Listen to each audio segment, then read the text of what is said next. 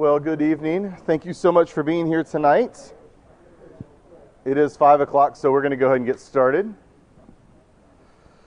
We are picking up in John chapter 11. We got through a good chunk of the chapter, but we didn't quite get to the crux of chapter 11, which I'm hoping obviously we'll get through that tonight. My plan is to hopefully get through most of chapter 12 as well. Because obviously, as you know, we're running a little behind, but, there's been some out of town, some classes missing because of the summer series and things like that. So I still think there's a possibility, but I'm very optimistic about those sorts of things to be able to finish the book. But I guess we'll see. I hope we know the end of the rest of the story at least. So yeah. All right, so we're picking up in John chapter 11. Jesus is in Bethany. Oh, in order for this to work, I don't know if you know this, you actually have to put the USB thingy in there. That would help. Let's try this again. There we go. We are in Bethany, and this is obviously a much older photo of Bethany around 1900 or so, to kind of give you an idea of a rundown, ruined version of what it looked like in the first century. And this was Lazarus' tomb around that time. And this is, of course, Lazarus' tomb, what it looks like today. And I say that it is the traditional site of Lazarus' tomb. We don't really know, obviously, where his tomb was, but it was around the 400, between 400 and 500, that when, people came into the land and there were some locals still living there, and they said, where was Lazarus' tomb? And they said, oh, it was this one right here. And so that's kind of where the tradition comes from. But most likely it would have looked something like that. It was carved out of the rock. And just to remember that Bethany, of course, is just outside of Jerusalem. It's about a 2-mile walk between Bethany and Jerusalem. And so you can kind of see where the location of the temple is. This is obviously a modern day photo of where the Dome of the Rock is right now. You can kind of see the little gold right in the middle of that circle. And of course, that's where the Temple Mount is. But in order to make that trek, you actually had to walk around the Mount of Olives. So you can kind of see where that is. You see kind of the grassy area in the middle of the picture. If you look in the far of the picture, you'll see some more green space. And there looks like a tower in the middle of that green space. That's the Church of the Ascension. That's actually like the peak of the Mount of Olives. So they'd walk around that to get to Bethany. And the reason for that is it's easier to go around a mountain than over a mountain, especially when it's only just a 2-mile walk. So, and that's kind of where we find ourselves or Jesus at this point, at the beginning of chapter 11, remember, he is outside of Bethany, but then is headed to Bethany. He is told that Lazarus is ill, right? And he basically tells his disciples, well, you know what? It's time to go back. And his disciples warn about that. And then Jesus tells them, well, Lazarus is dead, and so now we're going to go to Bethany. And of course, this would be very odd to them, because remember, when Jesus first found out that Lazarus was ill, what did he do? He waited. He waited a couple of days, right? He wanted to make sure that when they arrived in Bethany, that Lazarus had not just been dead immediately, but had been dead for a few days. Right? There was a purpose to why he did that, and I'm sure at the time the disciples were very confused by that. And we can kind of see that confusion when Martha meets up with him on the road, which is kind of where we picked up a little bit. We talked a little bit about when Martha comes to meet Jesus on his way to Bethany. Assumingly they're fairly close to Bethany at this point, but still off in the distance a bit. Now, I do find it interesting that it was Martha who went and saw Jesus. Why is that? Because remember, what's going on at Martha's house right now? The mourning. So there are people at her house, right? She's probably wanting to take care of all of these people at her home, right? But what does she do? She goes out and meets Jesus. What did we remember a story about Martha? What does Jesus rebuke Martha for much earlier on? right? Right? Martha, Martha, why do these things trouble you so much? Right? You have to focus on what's important, not these things that happen, not the busyness of life, right?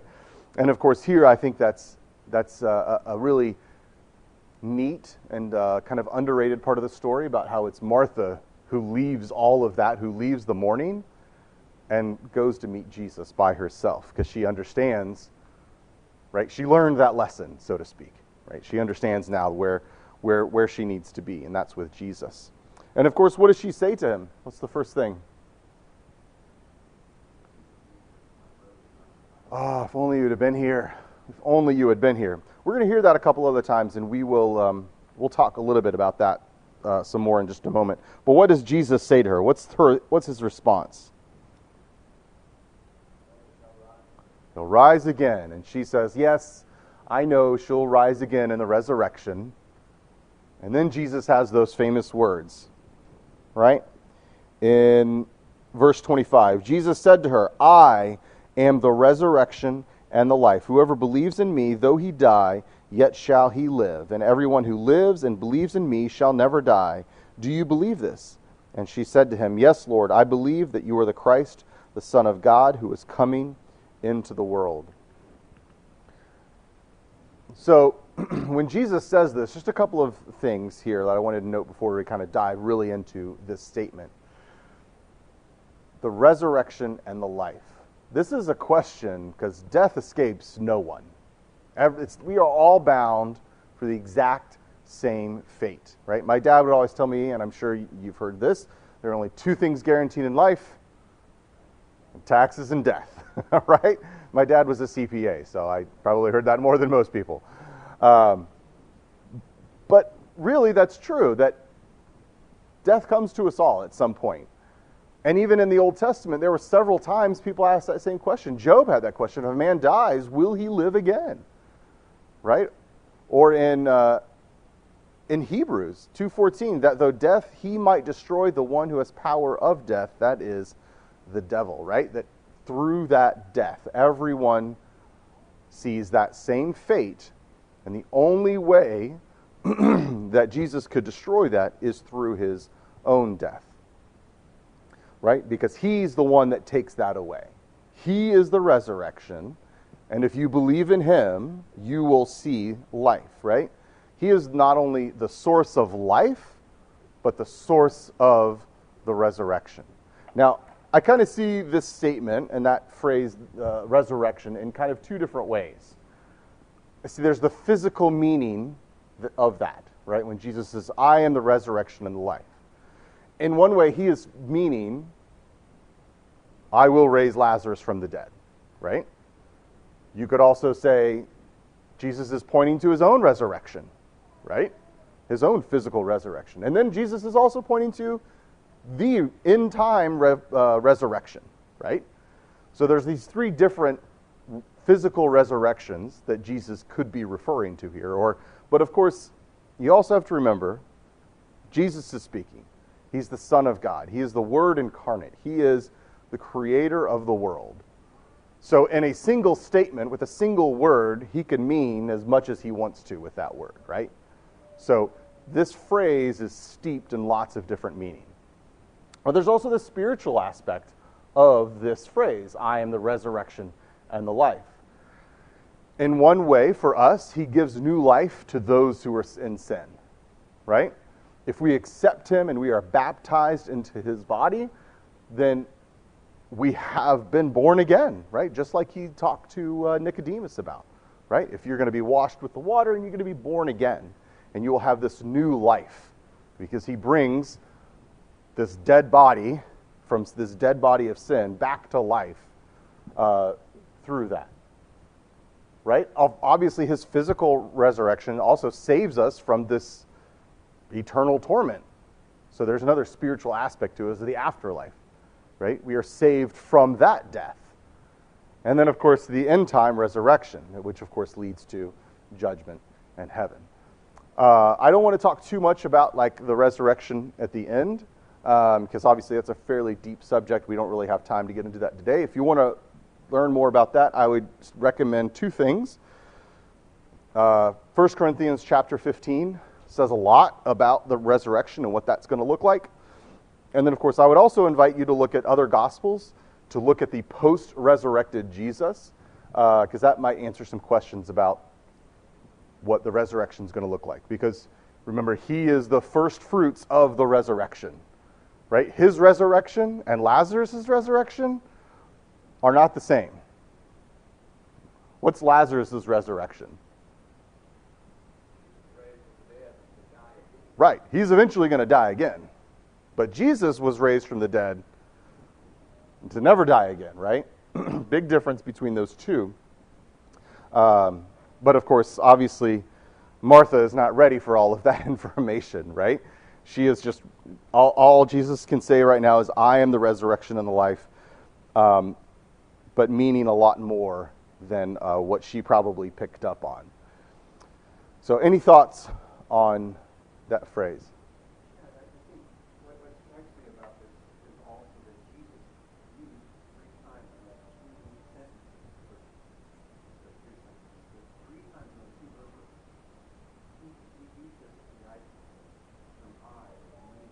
Mm-hmm.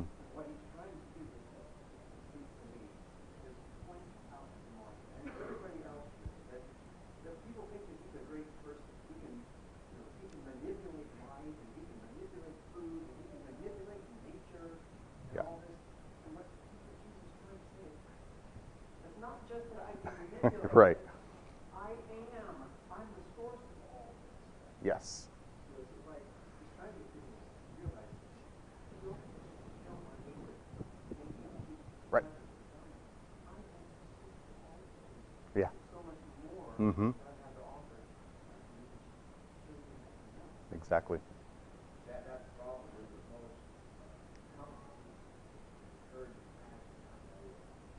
Mm-hmm.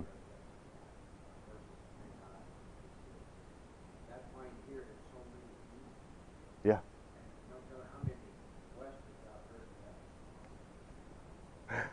Yeah. That's true. It is very comforting knowing that he is the source of that.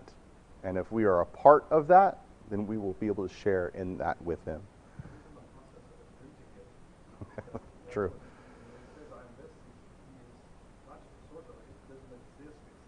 Right. That's a good point. Because nothing like what he's going to go through has happened yet. Yeah. Exactly. So we're going to pick up here, and we're going to read verses starting in verse 28. And when she had said this, she went and called her sister Mary, saying in private, "The teacher is here and calling for you." And when she heard it, she rose quickly and went to him. Now Jesus had not yet come into the village, but was still in the place where Martha had met him. When the Jews who were with her in her house, consoling her, saw Mary rise quickly and go out, they followed her, supposing that she was going to the tomb to weep there. Now when Mary came to where Jesus was and saw him, she fell at his feet, saying to him, "Lord, if you had been here, my brother would not have died." And when Jesus saw her weeping, the Jews who had come with her were also weeping. He was deeply moved in his spirit and greatly troubled. And he said, where have you laid him?" And they said to him, "Lord, come and see." Jesus wept. So the Jews said, "See how he loved him." But some of them said, "Could not he who have opened the eyes of the blind man have also kept this man from dying?" So this is now 3 times, right? We've got Mary, Martha, and now these other Jews are almost kind of saying this similar statement, right? If Jesus would have been here, Lazarus wouldn't have died, right? I had this... I had a little bit of a thought this afternoon. It almost sounds like they're trying to guilt trip him, right? You know what? If you would have been here, he wouldn't have died, right? The statement itself seems to be coming out of a place of faith, right? But I think, kind of pointing to what Mark was saying, that it almost limits what God can truly do, right? Lord, if you would have been here, my brother would not have died. There's nothing you can do now, but he wouldn't have died before, because I've seen you do that, right? They can't even begin to imagine what Jesus is about to do. I think this is just almost not necessarily beyond their imagination, but beyond their comprehension or beyond their faith of what it is right now, right? I mean, they have a small piece of faith, and of course, Jesus doesn't rebuke them for those things. He knows that they're saying them to him. He doesn't rebuke them for that. He doesn't say anything like that, right? He just lets that statement be, because I think it is coming from a place of faith, but it is very limited understanding and a limited faith there, right? But I also have thought about, like, how many times do we do the exact same thing, right? Think about that. Like, Lord, if you would have only allowed me to get this job. Lord, if you would have just blessed me in this way. If you would have just done this, Lord. If you would have done this, right? How many times have we said those things or thought those things? And yet, what are we doing? We're limiting the power of what God can do for us in our own lives, right? Because did he have better things in store for Lazarus? Oh, he had much greater things in store, right? And he had much greater things in store for Mary and Martha and all of the others that were there to witness this. Amazing things they were about to see. But yet, that was almost beyond their comprehension that was going to happen, right? It's interesting, we were singing that song this morning, 10,000 Angels, right? Now, I understand the point of the song is that Jesus could have done all of these things, but he chose the cross, right? I understand the point of the song. It's just interesting that the author chose this idea of 10,000 angels, right? Because that's what the author of the song imagined that Jesus could do. And he could have. He could have called legions of angels if he wanted to. But in reality, he didn't need to do that if he didn't want to be on the cross, right? He could have done any number of things if he didn't want to go to the cross. He chose the cross, of course, and I understand that's the point of the song. But it's almost as if saying, well, he could have called 10,000 angels. Well, that's really limiting, isn't it? When he really could have done so many more things, right? Not to say we shouldn't sing the song again. Just trying to make a point that I think sometimes in our own minds, we limit God's power when his power is so much greater than our imagination. Like the things that we can think of and the things that we can suppose and the things that we create in our own minds, that's so far beyond what he is capable of doing. And of course, that's hard to, I think, wrap our minds around sometimes, especially when we think about like the infiniteness of the universe and what we can create.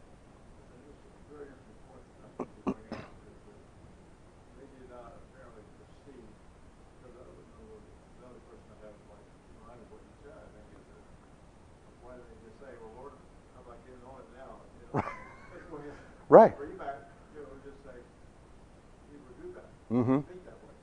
But the other thing that comes across my mind is, all right, what must I do to believe that way? What must I do? That's a good point. Because, Jesus is the resurrection of life. Okay, that's wonderful. But what must I do to take advantage of that? And I think that's time to get advantage of what you're just saying. Mm-hmm. But there is much that must be done. We make up that formula of what will give us the opportunity. Right. Am I willing? Going back to the question we asked the first class, did the cripple really want to get well? The question, do I really want to get well? Right. Oh, I would say yes. Well, what do you do to show you want to get well? Right. Great. That's a great question.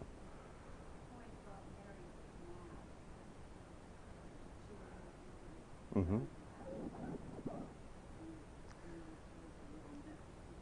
It does seem that way. I mean, by that question, I think. And I can imagine there was a part in her heart that was. She may not have shown that to Jesus. She may not have said it. She may have masked her feelings. But obviously, we know that it's Jesus. He's going to know whether she's mad at him or not. And again, he doesn't sit there and rebuke her for that. That's a feeling that she has, I think, because of the limited faith that she has. And I say that in the sense that if I were in that situation, there's no way I would have seen that coming either, right? And I do that in my own life. And I have the accounts of the Gospels, right? I believe that Jesus rose from the dead. I believe that he did all of these things. And yet, sometimes in my own life, I find myself limiting what he could do. Well, there's no way that can happen. Don't count it out, right? So, it's an interesting point that she does seem almost aggravated that if you would have just been here, he would not have died. So, and we don't really know their familial situation. You say that, and it kind of just brought to my mind. We don't really know exactly their situation. It does seem that they're a fairly, not a wealthy family, but they have money. And the reason I say that is they have a house large enough to entertain guests. It does seem that some of the people here at the funeral they hired, which was a fairly common practice in the first century, where they would hire mourners to come to their funeral. So it seems like they did hire mourners. And also, if Lazarus had a tomb out of hewn rock, what do we know about Jesus being in one of those tombs? Exactly, a rich man owned it, right? Not to say that Lazarus' family was as wealthy as Joseph of Arimathea, but he had to have some money at some point in his life to be able to afford that type of tomb. So it's also possible that she's thinking, now my brother's dead. There goes my source of income. But again, I don't know what their family looked like.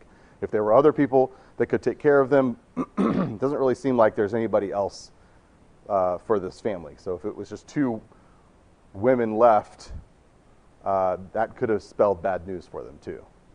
So I don't know. But all right, let's continue on. Let's go ahead and read verses 38 through 44. So this is, of course, the crux of the passage. Then Jesus, deeply moved again, came to the tomb. It was a cave, and a stone lay against it. And Jesus said, "Take away the stone." Martha, the sister of the dead man, said to him, "Lord, by this time there will be an odor, for he has been dead 4 days." And Jesus said to her, "Did I not tell you that if you believed, you would see the glory of God?" So they took away the stone, and Jesus lifted up his eyes and said, "Father, I thank you that you have heard me. I know that you always hear me, but I said on this account of the people standing around, that they may believe that you sent me." And when he had said these things, he cried out with a loud voice, "Lazarus, come out!" And the man who had died came out, his hands and his feet bound with linen strips, and his face wrapped with a cloth. And Jesus said to them, "Untie him and let him go."